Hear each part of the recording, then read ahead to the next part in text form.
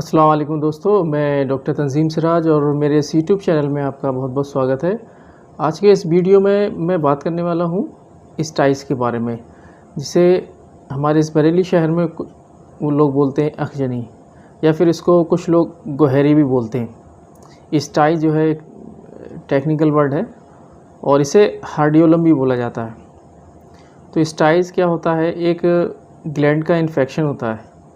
ये जो हमारी आँख होती, आईलिड्स के अंदर जो ग्लैंड्स होती, इसका इन्फेक्शन हो जाता है और इस इन्फेक्शन के बाद हमारी जो आईलिड्स रहती है, यहाँ पर जो है एक बम्प सा बन जाता है, स्वेलिंग, रेडनेस और थोड़ा सा बम्प सा बन जाता है। इसे ही हम बोलते हैं स्टाइस। स्टाइस को एक दूसरा वर्ड भी है स्टाइस का, जिसे हम हार्डियोलम भी बोलते हैं। हार्डियोलम अगर जो है आउटर सरफेस पे है, आईलैशेस की आउटर एरिया पे है, तो इसको एक्सटर्नल हार्डियोलम ही कहा जाता है। और अगर डीपर साइड में है, अंदर की तरफ है थोड़ा सा, तो इसको हम इंटरनल हार्डियोलम भी कहते हैं। और जहाँ तक बात होती कॉज की, यानी कि इसको कौन काज करता है, कौन इसका कारण क्या है, तो जो स्टाइस है, इसका जो कॉज है, इसे बैक्टीरियल इन्फेक्शन माना जाता है। स्टेफाइलोकोकस जो बैक्टीरिया होता है उसकी वजह से ये जो है स्टाइस होती है, उसी को इसका कारण जो है माना जाता है। लेकिन इसकी एक इसी तरीके का, जैसे कि स्टाइस होती है, एक दूसरी कंडीशन भी होती है, जिसे हम बोलते हैं चेलेजॉन। चेलेजॉन क्या होता है? वो भी एक तरीके से बम्प होता है, रेड बम्प होता है, लेकिन स्टाइस से थोड़ा सा डिफरेंट रहता है। स्टाइस में क्या है, आपके स्वेलिंग भी होगी, पेन भी होगा, लेकिन चेलेजॉन में क्या होता है कि उसमें पेन नहीं होता है। और चेलेजॉन जो है बैक्टीरियल इन्फेक्शन द्वारा चेलेजॉन नहीं होता है। चेलेजॉन के अंदर क्या होता है कि मतलब थोड़ा सा दूर होता है, फार साइड होता है आईलिड में, और उसमें क्या होता है, जो ऑयल प्रोड्यूसिंग ग्लैंड होती हैं, जिनसे कि ऑयल निकलता है, वो ग्लैंड होती, उनके अंदर क्लॉग्ड, एक तरीके से थोड़ी ख़राबी होने की वजह से ये जो चेलेजॉन का फॉर्मेशन होता है। लेकिन स्टाइस उससे डिफरेंट है। अब बात करते हैं इसके कारण के बारे में, यानी कि स्टाई का कारण क्या है। तो मैंने बताया कि स्टाई का जो कारण है, वो एग्जैक्ट जो कॉज है वो यही है कि जो स्टेफाइलोकोकस बैक्टीरिया होता है, इसको कॉज करता है। ये इसकी वजह से जो हमारी आईलिड्स होती है, वो आईलिड्स को जो है इरिटेट कर देता है। वहाँ पर वैसे तो बैक्टीरिया कभी कभी पाए जाते हैं, जिसकी वजह से क्या होता है, कोई हार्मफुल नहीं होते, कोई ज़्यादा परेशानी नहीं करते हैं, लेकिन कभी कभी ट्रैप्ड हो जाते हैं बैक्टीरिया, और उसकी वजह से थोड़ा सा इन्फेक्शन हो जाता है और पस फार्मेशन जो है होने लगता है। तो बैक्टीरियल इन्फेक्शन की वजह से काफ़ी ज़्यादा दिक्कत होने लगती है, स्वेलिंग आ जाती है और रेडनेस पर डिस्चार्जिंग वगैरह, इस तरीके के सिम्टम जो है देखने को मिलते हैं। और एक सवाल यहाँ पर बनता है कि क्या जो है स्ट्रेस का कुछ रोल है स्टाइस बनाने में, स्टाइस पैदा करने में? स्ट्रेस का क्या रोल है, यानी कि स्ट्रेस स्टाइस से किस तरीके से लिंक है? तो इसका जो जवाब है वो ये है कि वैसे डायरेक्टली तो स्ट्रेस का लिंक नहीं है, इस मतलब डायरेक्टली लिंक नहीं है स्ट्रेस का या तनाव का स्टाइस को लेके, लेकिन हाँ इनडायरेक्टली है। इनडायरेक्टली ये है कि काफ़ी ज़्यादा रिसर्च हुई है और उसमें ये देखा गया है कि जो लोग स्ट्रेस लेते हैं, स्ट्रेस से होता क्या है कि स्ट्रेस की वजह से जो है, मतलब जाहिर सी बात है, इसमें इम्यूनिटी का खेल होता है। और जो व्यक्ति स्ट्रेस लेते हैं या आपकी लाइफ में स्ट्रेस चल रहा होता है, तो स्ट्रेस की वजह से क्या होता है कि हमारा जो इम्यून सिस्टम है, जो हमारा प्राकृतिक नेचुरल तरीके से जो बीमारियों से लड़ने की क्षमता जो हमारी बॉडी के अंदर नेचर ने हमें दी है, वो जो है थोड़ा सा घटने लगती है। जब इम्यून सिस्टम वीक होने लगता है, तो जाहिर सी बात है कोई भी इन्फेक्शन, जो उसकी ससेप्टिबिलिटी हमारी बॉडी के अंदर बढ़ जाती है, यानी कि इन्फेक्शन होने के चांसेस बढ़ जाते हैं। तो जो हम स्ट्रेस लेते हैं, उसकी वजह से जो हमारा इम्यून सिस्टम वीक पड़ता है, उसकी वजह से जो है हमको स्टाइस होने के भी चांसेस बढ़ जाते हैं। दूसरी एक 2017 में जो है रिसर्च हुई थी, उसमें ये देखा गया था कि जब स्ट्रेस फैक्टर जो होता है, स्ट्रेस की वजह से जो स्ट्रेस हार्मोन, जिसे हम नॉरएपिनेफ्राइन बोलते हैं, ये निकलता है, ये कन्वर्टेड हो जाता है DHA में, डाईहाइड्रोक्सी मेंडेलिक एसिड जो होता है, उसमें ये कन्वर्ट हो जाता है। तो उस हार्मोन की ये उस हार्मोन की ये क्वालिटी है, उसके बारे में ये कहा जाता है कि जो बैक्टीरिया होते हैं सरफेस पे या बॉडी में किसी जगह, तो जहाँ पर ये DHA की तादाद बढ़ने लगती है, वो क्या करता है, बैक्टीरिया को अपनी तरफ खींचता है। जो इन्फेक्शन जो कॉज करते हैं, उन बैक्टीरिया को अपनी तरफ खींचता है, यानी कि इन्फेक्शन का बुलावा देता है स्ट्रेस की वजह से। और ये जो दावे हैं वो इस वजह से और क्लियर हो जाते हैं, जैसे कि अगर एक ये है इनएडुकेट स्लीप, पूरी तरीके से स्ट्रेस की वजह से अगर आपको सही से नींद नहीं आ रही है, आपकी जो जो स्लीप है वो पूरी तरीके से पूरी नहीं हो रही है, स्लीप डेप्रीवेशन के शिकार हो रहे हैं आप, तो स्लीप सही से ना आने की वजह से भी क्या होता है, इम्यून सिस्टम वीक होता है, तब वहाँ पर जो है स्टाइस बनने के चांसेस बढ़ जाते हैं। तो अब बात करते हैं इसके सिम्टम्स के बारे में, यानी कि स्टाइस के क्या सिम्टम्स होते हैं, क्या इसके लक्षण होते हैं, क्या इसकी जो है अलामत होती है। तो जनरली आई डिजीज़ में होता क्या है, जैसे कि स्टाइस है जिसे हम बोलते हैं गुहेरी। तो एक फ़ॉरेन बॉडी सेंसेशन, यानी कि ऐसा लगता है जैसे मेरी आंखों में कुछ घुस गया है, कुछ बाहर से कुछ पड़ गया है।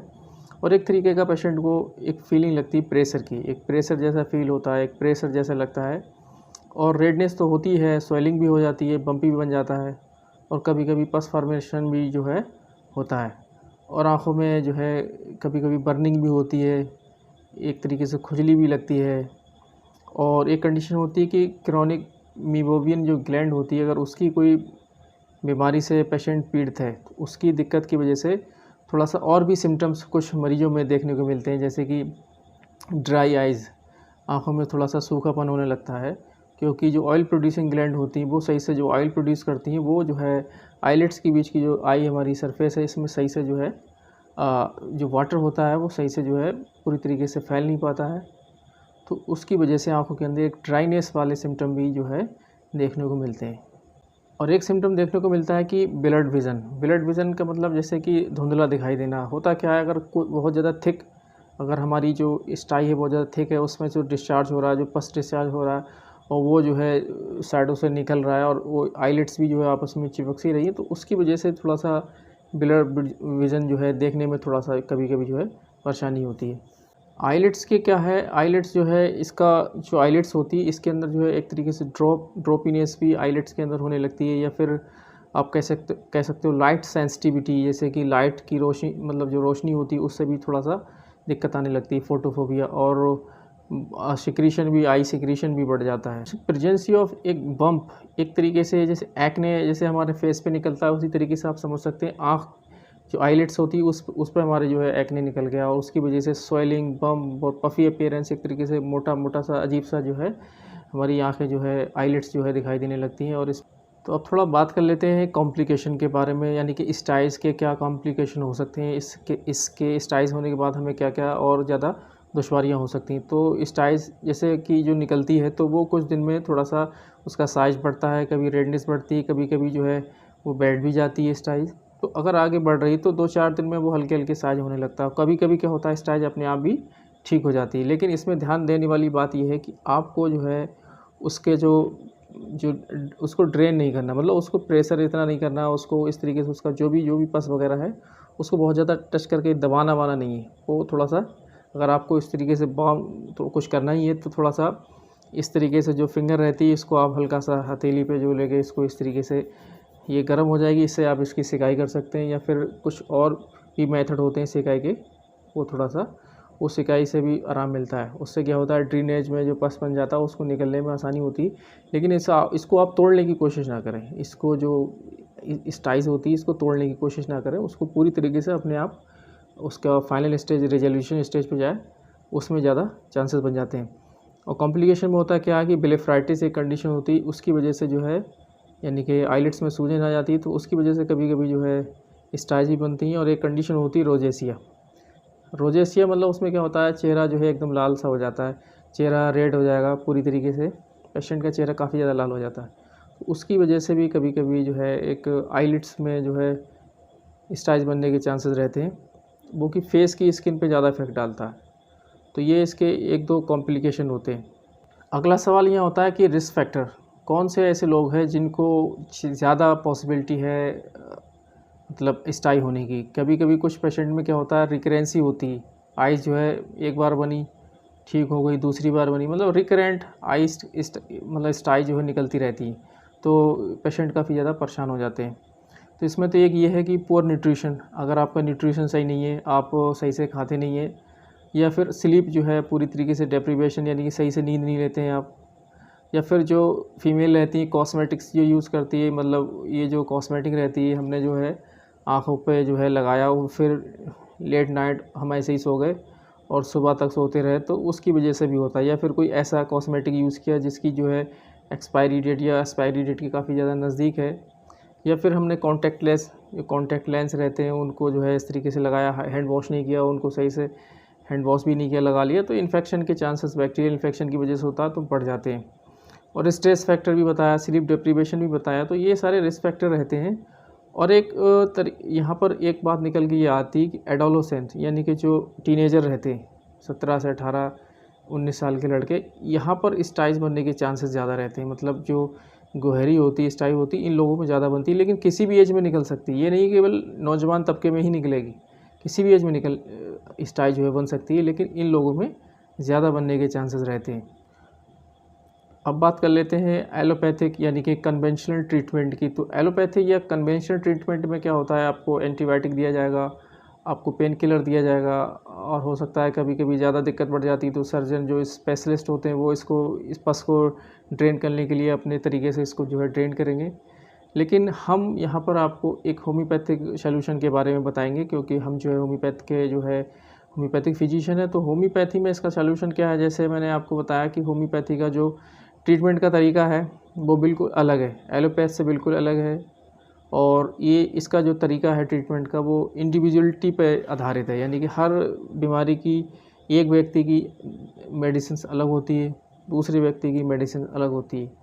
अगर एक पेशेंट इस मेडिसिन से ठीक हुआ तो ज़रूरी नहीं है उसी मेडिसिन से दूसरा पेशेंट ठीक हो जाए। तो इसलिए हम जो वीडियो बनाते हैं वो इन्फॉर्मेशन के लिए बनाते हैं और काफ़ी ज़्यादा कुछ इस इन्फॉर्मेशन दे देते हैं। फिर सही ट्रीटमेंट का जो तरीका है, होम्योपैथिक जो फ़िलॉसफी है, जो सही ट्रीटमेंट का तरीका है वो आपको बताते हैं। तकरीबन इसमें 80 से ज़्यादा मेडिसिन आती हैं, 80 से ज़्यादा मेडिसिन होम्योपैथी में होती हैं, जो कि आपकी रिकरेंसी को भी रोक सकती हैं और आपके जो बहुत जल्दी आपको बहुत जल्दी मतलब हीलिंग मिलेगी, बहुत जल्दी आपको इम्प्रूवमेंट मिलेगा, आपकी स्टाइज निकलना बंद हो जाएंगी और ट्रीटमेंट भी बड़ी आसानी से हो जाएगा बिना किसी एंटीबायोटिक के, बिना किसी पेन किलर के। तो आप होम्योपैथी से बहुत अच्छे से ठीक हो सकते हैं। लेकिन इसका तरीका यही है कि जैसे कि ससेप्टिबिलिटी पेशेंट की क्या है, पेशेंट की एज कितनी है और पेशेंट कैसा है, उसका नेचर बिहेवियर कैसा है, उसको कौन सी मेडिसिन देनी है, ये सारी दिक्कत आती है। और ये जो दिक्कत है तो ये एक अच्छा ही फिजिशियन जो डॉक्टर है, जिसे हम बोलते हैं क्लासिकल होम्योपैथ या फिर प्रिडिक्टिव होम्योपैथ, ये ऐसे डॉक्टर हैं जो कि काफ़ी ज़्यादा एक तरीके से जो सही होम्योपैथी है, जो हनीमैन सर की जो सही जो फ़िलॉसफी है, जो होम्योपैथी है, जो ऑर्गेनान को सही से पढ़ते हैं, समझते हैं, जो सही ट्रीटमेंट करते हैं, वो इसका इलाज सही से कर पाएंगे। वरना अगर आपको किसी ने यूट्यूब से आपने देखा, किसी ने 3 जैसे शरबत की तरह मेडिसिन आपको बता दी कि ये मिला वो मिला, 3 बूंद 4 बूंद ये मिला के सुबह दोपहर शाम पियो, तो इतना जनरल एलोपैथ की तरह इसका ट्रीटमेंट नहीं है। उससे आपको काफ़ी ज़्यादा एक तरीके से रिस्क भी हो सकते हैं, लेकिन ये तरीका बिल्कुल सही नहीं है। सेल्फ मेडिकेशन आप बिल्कुल ना करें। आप जो किसी भी फिजिशियन के पास जाएँ जो एक स्किलफुल डॉक्टर है, जिसको आता है ट्रीट करना, तो वहाँ पर बहुत ही अच्छे रिजल्ट्स मिलेंगे आपको। उससे आपका भी फ़ायदा होगा और उससे जो है होम्योपैथिक कम्युनिटी का भी फ़ायदा होगा। तो इस टाइज के इस वीडियो को सुनने के लिए शुक्रिया।